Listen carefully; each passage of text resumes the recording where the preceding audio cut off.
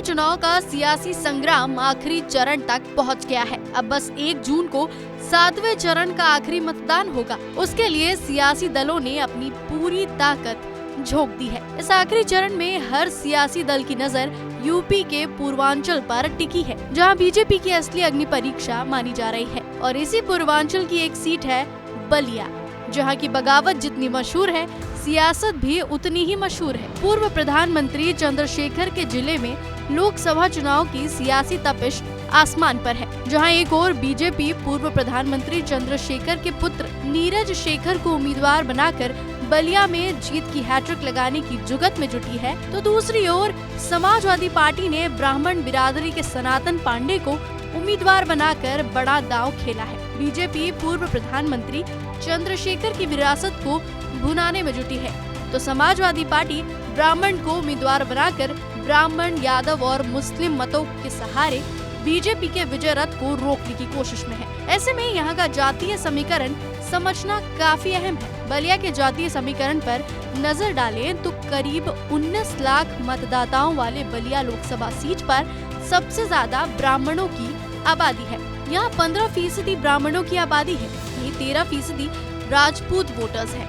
वहीं यादव है 12%, जबकि 8% भूमिहार मतदाता भी काफी अहम है। मुसलमानों की भी करीब 8% आबादी है, जबकि 15.5% अनुसूचित जाति और 2.5% अनुसूचित जनजाति भी निर्णायक भूमिका में रहते हैं। वैसे तो जातीय समीकरण के हिसाब से और कांग्रेस के समर्थन के साथ समाजवादी पार्टी का सनातन पांडे को अपना उम्मीदवार बनाना मास्टर स्ट्रोक माना जा रहा है, लेकिन बलिया का पिछला राजनीतिक इतिहास बीजेपी को मजबूत बनाता है। हालांकि पुराने इतिहास को देखें तो यहाँ समाजवादियों का ही दबदबा रहा है। इसी सीट पर पहली बार 1952 आम चुनाव में वोट डाले गए थे। सोशलिस्ट पार्टी के राम नगीना सिंह ने जीत दर्ज की थी। इसके बाद 1957 में कांग्रेस के राधा मोहन सिंह सांसद चुने गए। फिर 1962 में कांग्रेस के मुरली मनोहर सांसद चुने गए। फिर 1967 और 1971 में कांग्रेस के चंद्रिका प्रसाद ने जीत हासिल की।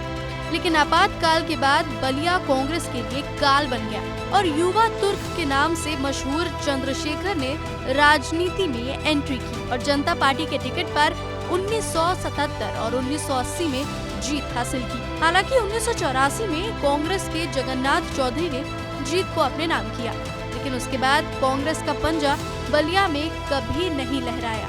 1979, 1991, 1996, 1998, 1999 और 2004 में चंद्रशेखर समाजवादी जनता पार्टी के टिकट पर लगातार 6 बार सांसद चुने गए। हालांकि चंद्रशेखर के निधन के बाद 2008 में हुए उपचुनाव में चंद्रशेखर के बेटे नीरज शेखर ने जीत हासिल की। इसके बाद साल 2009 में नीरज शेखर समाजवादी पार्टी के टिकट पर सांसद चुने गए, लेकिन 2014 में मोदी लहर में बलिया में बीजेपी का कमल खिला और भरत सिंह ने जीत हासिल की। और फिर 2019 में बीजेपी के वीरेंद्र सिंह मस्त ने लगातार दूसरी बार कमल खिलाया और इस बार 2024 में बीजेपी ने पूर्व प्रधानमंत्री चंद्रशेखर के बेटे को टिकट देकर बड़ा दांव खेला है। बता दें कि बलिया लोकसभा सीट पर चंद्रशेखर फैमिली का दबदबा रहा है। इस सीट से पूर्व प्रधानमंत्री चंद्रशेखर 8 बार सांसद रहे हैं। 1977 से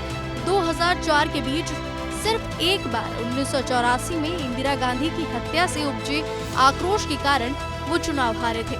ऐसे में बीजेपी ने चंद्रशेखर की विरासत और राजपूत वोटर्स के सहारे एक बार फिर से नीरज शेखर को चुनावी मैदान में उतारा है। हालांकि समाजवादी पार्टी की चुनौती भी काफी मजबूत है, क्योंकि पिछली बार 2019 में बीजेपी के वीरेंद्र सिंह मस्त ने सपा बसपा गठबंधन के उम्मीदवार सनातन पांडे को करीब 15,000 वोटों से ही हराया था। ऐसे में सनातन पांडे एक बार फिर से कड़ी चुनौती दे सकते हैं। हालांकि इस बार सपा के साथ बीएसपी नहीं है, कांग्रेस है। आपको क्या लगता है, क्या बीजेपी पूर्व प्रधानमंत्री चंद्रशेखर की विरासत के सहारे जीत की हैट्रिक लगाएगी या सपा के सनातन पांडे पिछली बार की हार का बदला लेंगे?